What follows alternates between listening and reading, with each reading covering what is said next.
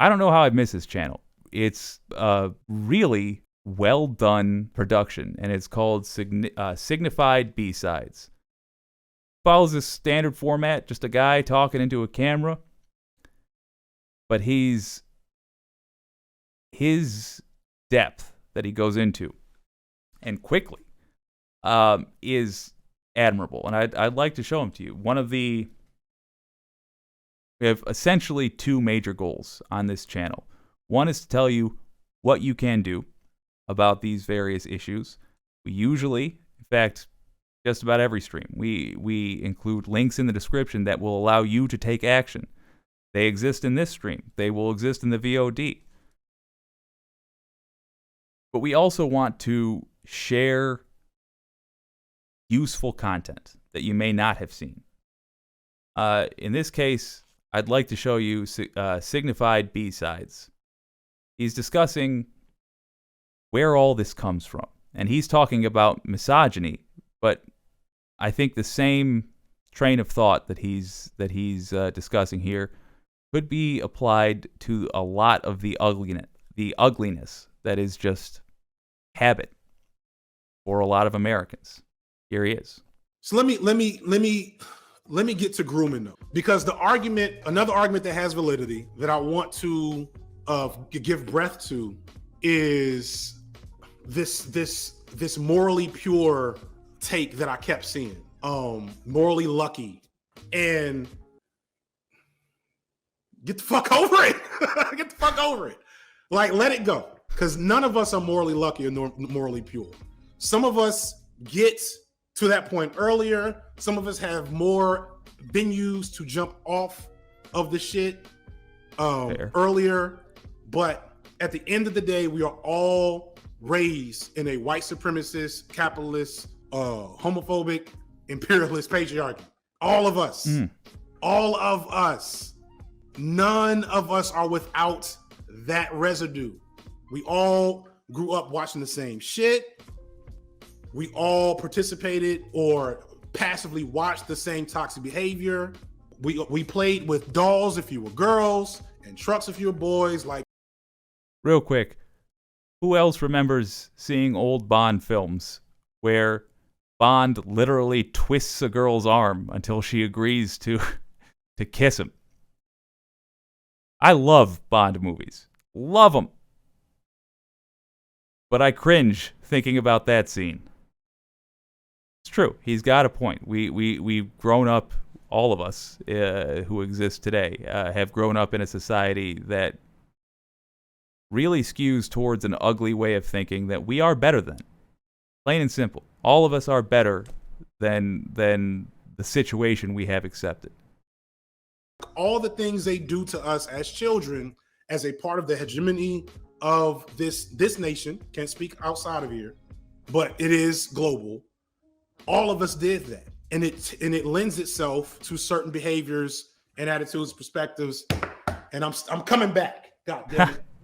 But let's talk about it's not just me that has that habit. So I've talked about Eduardo Bonilla Silva's concept of white habitus a bunch, and to explain it, essentially there is a set of environmental factors that are in place in most white spaces and communities that seek to reproduce a passive engagement and adherence to white supremacy.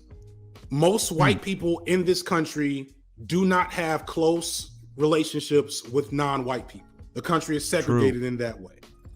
And so what that means is you are learning and understanding about BIPOC experiences and realities through a white filter that is going to very much lend itself to negative interpretations of those things. Now, bear in mind, he's not saying no white person had a black friend growing up. He's saying the society, from his reading, the society that we are growing up in is largely segregated and is largely of this makeup. And the result is, even if you are from a small town where it's you and your best friend who's a black kid, both of you are then getting your information about the world from a from a segregated society, one that is not segregated by law, but is segregated by culture and segregated by economics. It always, God help me, comes back to economics. I'm going to let him finish this point. It's a long video. We're not doing the whole thing. I just want to hear this first point because, I've already got 2 books on my next up to read from this video. And so what that gives us is that gives us colorblind racism, right? That makes it so when your uncle or your friend's dad starts doing racist shit, you don't see anything wrong with it. That's a normal thing that happens in your community, which means that when things are escalated and elevated to like more overtly racist shit, your resistance to that, even though you've been hearing your whole life, this whole thing that it's not a choice is bullshit. Everybody who has participated in any type of conservative, racist, whatever activity knows you're not supposed to be racist. You do it anyway. Now, I get why you do it because you're conditioned to do it, but this idea that you were just tricked into fucking posting swastikas on Twitter, when you were 15 by some nefarious mind control from amazing atheists is bullshit. I don't know if it's nature at all. But it depends on how you can understand nature. I don't think anybody's naturally racist or whatever. Again, I'm with him here. I think your environment can nurture you into that, and then it becomes a reflexive and natural reflex of how you behave.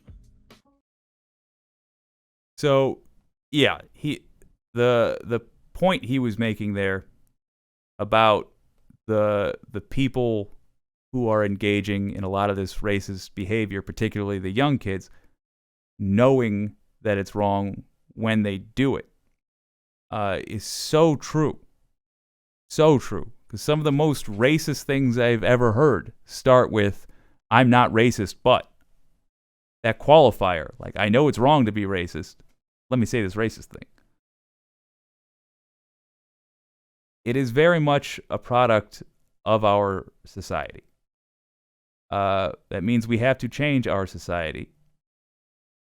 I would like to pull up a viewer comment, which couldn't be better for this. Zix, once again, thank you for chiming in. Man, I appreciate it.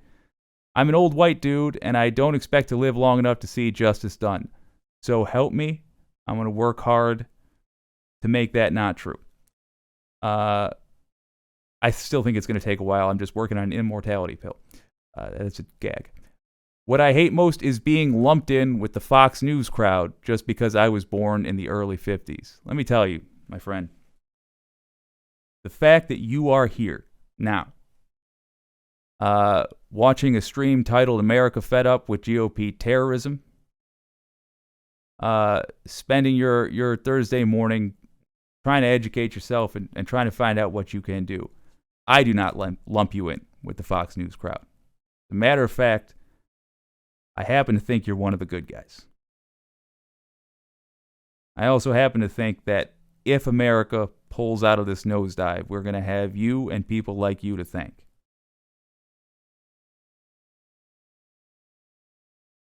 It does suck when a group of people that are on a surface level similar to you, either by age or skin color, get you treated in a way that you feel you don't deserve. And every time that happens, I would recommend using it as motivation to take action. The action can be as simple as making a phone call or writing an email or signing up for a progressive newsletter. But it's good motivation because it is a constant pressure. And constant pressure is how change is accomplished in America.